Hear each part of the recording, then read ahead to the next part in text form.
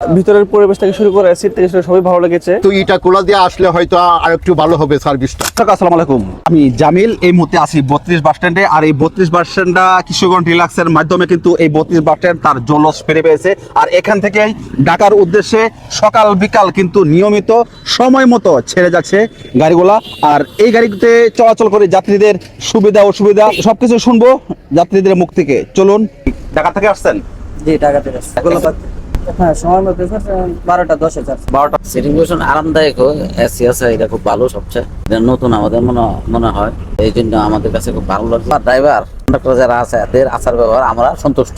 আমি গেছি একবার, আবার আসছি এটা দিয়ে, ট্রেনে আসি নাই। পাশাপাশি এসি পাচ্ছি এবং এটা আমাদের 100 কত 130 টাকা না, এটা কোনো ব্যাপার না, এটা আমাদের জন্য ভালো না, এতে কোনো আপত্তি নাই।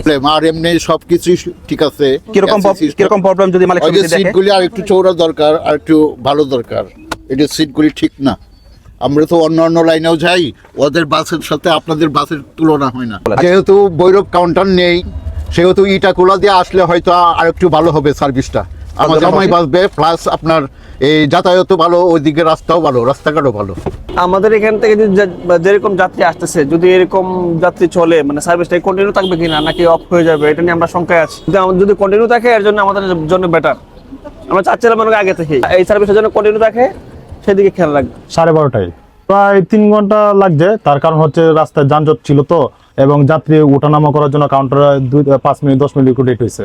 আমরা চেষ্টা করি যেন 3 ঘন্টার ভিতরে থাকতে চাই 32 বাস স্ট্যান্ডে, যাত্রী সেবার জন্য আমরা নিয়োজিত। না, আসলে এরকম কোনো অভিযোগ নাই, যাত্রীদের ভালো মান চাচ্ছে, এটাই হলো আসল কথা। আর এসি আমি সার্ভিস দিয়ে দিছি, যাত্রীগুলো একদম স্লিপারে লাগান ঘুমিয়ে আসছে, তাদের কোনো অভিযোগ নাই। মালিক সমিতি উদ্যোগ নিয়েছে, আরো 3টি গাড়ি জয়েন হবে এই সার্ভিসের জন্য। তার হলে আরো একটু প্রেশার আমাদের কমবে, আমরা আরো একটু মান উন্নয়ন করতে পারবো যাত্রীদের সেবার জন্য। শীঘ্রই চলে আসবে আরো 3টি গাড়ি, অলরেডি আলাপ আলোচনা চলছে, তারপর ধাপে ধাপে গাড়িগুলো বাড়বে।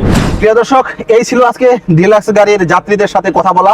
আর কথা বলে অবশ্যই আপনারা শুনতে পারলেন তাদের চাওয়া পাওয়া কি ছিল। তারা মূলত চায় এই গাড়ি, যেহেতু ভৈরবে কোনো কাউন্টার নেই, ভৈরব দিয়ে না এসে যদি মনোহরদি চালক দিয়ে আসে তাহলে হয়তো বা সময় বাঁচবে, এতে যাত্রীরা অনেকটা স্বাচ্ছন্দ্য বোধ করবে এই বাসে চলাচল করে। পাশাপাশি যাত্রীদের যে আরেকটা চাওয়া রয়েছে, সেটা হলো যে এই সকাল 6টা থেকে 6টায় গাড়ি, আবার 12টায় গাড়ি, মোটামুটি অনেকটা গ্যাপ টাইম থাকে। এই গ্যাপ টাইমে যদি কোনো যাত্রী চলাচল করতে চায়, তখন কিন্তু কোনো বাস সার্ভিস পাচ্ছে না। আর এই বাস সার্ভিসটা যেন আরেকটু দ্রুত সময়ে ছাড়া হয় এবং বাস সার্ভিসটা যেন আরেকটু বাড়ানো হয়, এটাই ছিল যাত্রীদের চাওয়া পাওয়া। আশা করি খুব দ্রুতই আমি মালিক সমিতির সাথে কথা বলে যতটুকু জানতে পারলাম যে এখান থেকে এই শিডিউলের পরে আরো 3টা বাস বাড়ানো হবে, যার কারণে শিডিউলটা আরো কাছাকাছি সময় চলে আসবে, যাত্রীদের আরো ভালো সেবা দিতে পারবে। এই ছিল আজকে 32 বাস স্ট্যান্ডের সর্বশেষ আপডেট। দেখা হবে এই 32 বাস স্ট্যান্ড নিয়ে অন্য কোনো একটা ভিডিওতে। আল্লাহ হাফেজ।